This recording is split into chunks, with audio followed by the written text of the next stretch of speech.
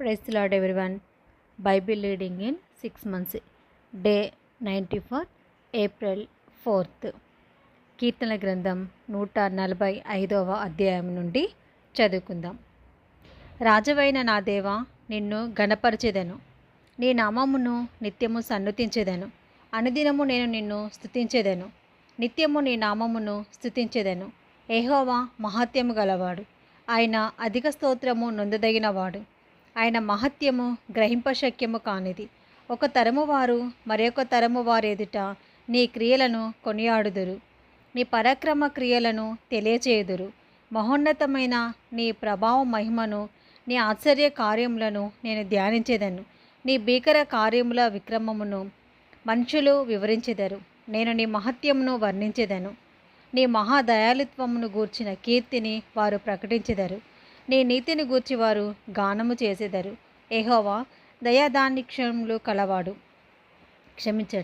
యెహోవా దయాదాక్షిణ్యములు కలవాడు, ఆయన దీర్ఘశాంతుడు, కృపాతిశయము కలవాడు. యెహోవా అందరికీ ఉపకారి, ఆయన కనికరములు ఆయన సమస్త కార్యముల మీద ఉన్నవి. యెహోవా నీ క్రియలన్నీయు నీకు కృతజ్ఞతాస్తుతులు చెల్లించుచున్నవి. నీ భక్తులు నిన్ను సన్నుతించుదురు. ఆయన రాజ్య మహోన్నత ప్రభావమును ఆయన బలమును నరులకు తెలియచేయుటకై నీ భక్తులు నీ రాజ్య ప్రభావమును గూర్చి చెప్పుకొందురు. నీ శౌర్యమును గూర్చి పలుకుదురు. నీ రాజ్యము శాశ్వత రాజ్యము, నీ రాజ్య పరిపాలన తరతరములు నిలుచును. యెహోవా పడిపోరు వారినందరినీ ఉద్ధరించువాడు, కృంగిపోయిన వారినందరినీ లేవనెత్తువాడు. సర్వజీవుల కన్నులు నీ వైపు చూచుచున్నవి. తగిన కాలమందు నీవు వారికి ఆహారం ఇచ్చుచున్నావు. నీవు నీ గుప్పిల్ని విప్పి ప్రతిజీవి కోరికను తృప్తిపరచుచున్నావు. యెహోవా తన మార్గములన్నిటిలో నీతిగలవాడు, తన క్రియలన్నిటిలో కృపచూపువాడు. తనకు మొరపెట్టి వారికి అందరికీ, తనకు నిజముగా మొరపెట్టి వారికి అందరికీ యెహోవా సమీపంగా ఉన్నాడు. తన యందు భయభక్తులు గల వారి కోరిక ఆయన నెరవేర్చును. వారి మొర ఆలకించి వారిని రక్షించును. యెహోవా తను ప్రేమించు వారందరినీ కాపాడును. అయితే భక్తిహీనులందరినీ ఆయన నాశనము చేయను. నా నోరు యెహోవాను స్తోత్రము చేయను.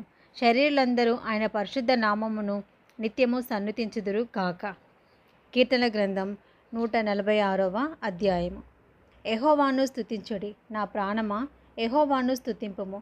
నా జీవితకాలం అంతయు నేను యెహోవాను స్తుతించెదను. నేను బ్రతుకు కాలం అంతయు నా దేవుణ్ణి కీర్తించెదను. రాజుల చేతనైనను నరుల చేతనైనను రక్షణ కలగదు. వారిని నమ్ముకొనకుడి, వారి ప్రాణము వెడలిపోవును. వారు మట్టిపాలగుదురు, వారి సంకల్పములు నాడే నశించును.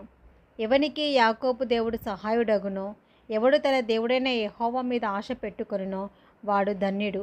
ఆయన ఆకాశమును భూమిని సముద్రమును దానిలోని సర్వమును సృజించినవాడు. ఆయన ఎన్నడూనూ మాట తప్పనివాడు.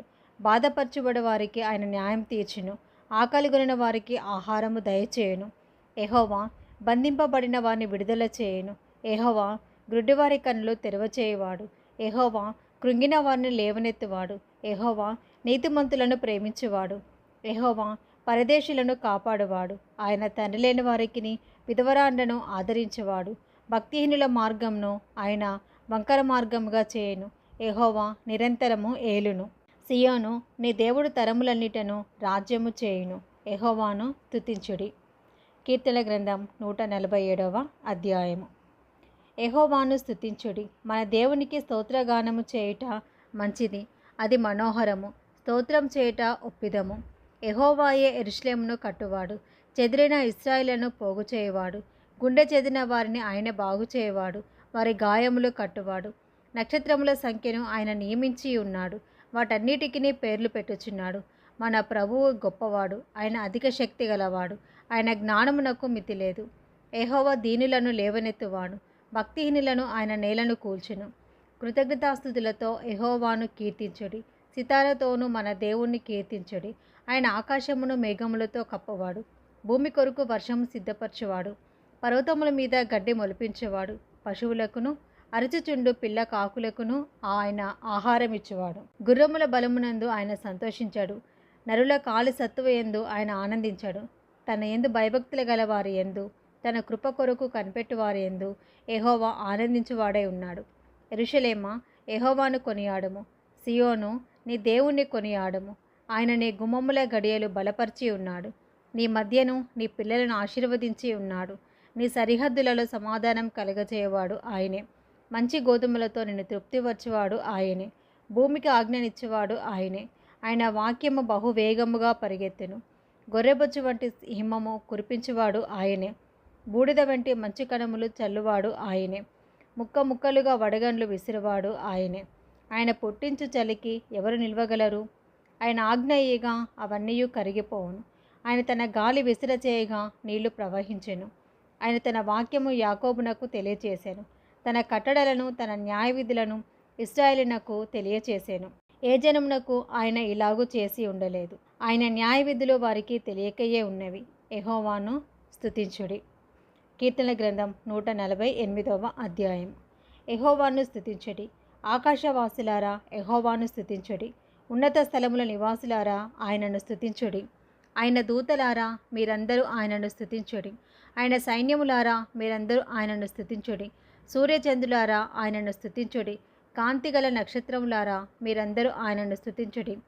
పరమాకాశములారా ఆకాశము పైనున్న జలములారా ఆయనను స్తుతించుడి. యెహోవా ఆజ్ఞ ఇయ్యగా అవి పుట్టెను. అవి యెహోవా నామమును స్తుతించునుగాక. ఆయన వాటిని నిత్య స్థాయువులుగా స్థిరపరిచి ఉన్నాడు. ఆయన వాటికి కట్టడ నియమించెను. ఏదియు దాన్ని అతిక్రమింపదు. భూమి మీదనున్న మకరములారా అగాధ జలములారా యెహోవాను స్తుతించుడి. అగ్ని వడగండ్లారా హిమమ ఆవిరి ఆయన ఆజ్ఞ నెరవేర్చు తుఫాను. పర్వతములారా సమస్తమైన గుట్టలారా ఫలవృక్షములారా సమస్తమైన దేవదారు వృక్షములారా మృగములారా పశువులారా నేలను ప్రాకు జీవులారా రెక్కలతో ఎగురు పక్షులారా భూరాజులారా సమస్త ప్రజలారా భూమి మీదనున్న అధిపతులారా సమస్త న్యాయాధిపతులారా యెహోవాను స్తుతించుడి. యవ్వనులు కన్యలు వృద్ధులు బాలురు అందరూ యెహోవా నామమును స్తుతించుదురు కాక. ఆయన నామము మహోన్నతమైన నామము.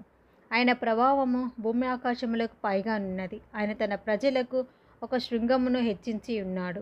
అది ఆయన భక్తులందరికీ ఆయన చింత చేరిన జనులకు ఇశ్రాయేలుకును ప్రఖ్యాతికరముగానున్నది. యెహోవాను స్తుతించుడి. కీర్తన గ్రంథం 149వ అధ్యాయము. యెహోవాను స్తుతించుడి. యెహోవాకు క్రొత్త కీర్తన పాడుడి. భక్తులు కూడుకొని సమాజంలో ఆయనకు స్తోత్రగీతము పాడుడి.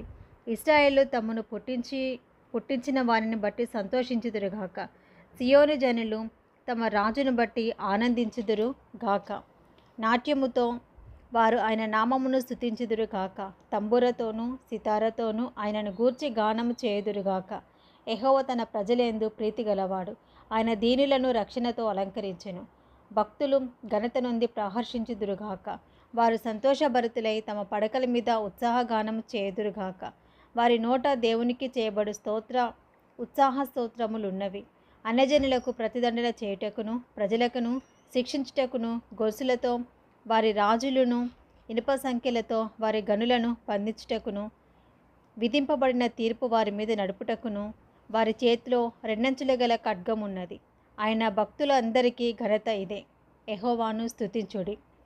కీర్తన గ్రంథం 150వ అధ్యాయము. ఇదే చివరి అధ్యాయము. యెహోవాను స్తుతించుడి. ఆయన పరిశుద్ధ ఆలయమందు దేవుణ్ణి స్తుతించుడి. ఆయన బలమును ప్రసిద్ధి చేయు ఆకాశ విశాలమందు ఆయనను స్తుతించుడి. ఆయన పరాక్రమ కార్యములను బట్టి ఆయనను స్తుతించుడి. ఆయన మహాప్రభావమును బట్టి ఆయనను స్తుతించుడి. బూరధ్వనితో ఆయనను స్తుతించుడి. స్వరమండలముతోనూ సితారతోనూ ఆయనను స్తుతించుడి. తంబురతోనూ నాట్యముతోనూ ఆయనను స్తుతించుడి. తంతివాద్యములతోనూ పిల్లన గ్రోవితోనూ ఆయనను స్తుతించుడి. మ్రోగు తాళములతో ఆయనను స్తుతించుడి. గంభీర ధ్వనిగల తాళములతో ఆయనను స్తుతించుడి. సకల ప్రాణులు యెహోవాను స్తుతించుదురుగాక. యెహోవాను స్తుతించుడి. కీర్తన గ్రంథం వరకు అయితే అయిపోయిందండి. 94 డేస్లో జనవరి 1 నుంచి. మొదటిసారి మీరు కనుక ఛానల్ చూస్తుంటే కనుక ప్లీజ్ సబ్స్క్రైబ్ చేసుకోనండి. రెగ్యులర్గా ఫాలో అయ్యే వాళ్ళు కూడా మీ ఏ బుక్ చదువుతున్నారో ఏ అధ్యాయం చదువుతున్నారో కామెంట్ సెక్షన్లో నాకు తెలియచేయండి. మీకు తెలిసిన వారికి కూడా ఈ లింక్ షేర్ చేయండి. ప్రైజ్ ది లార్డ్ అండి అందరికీ.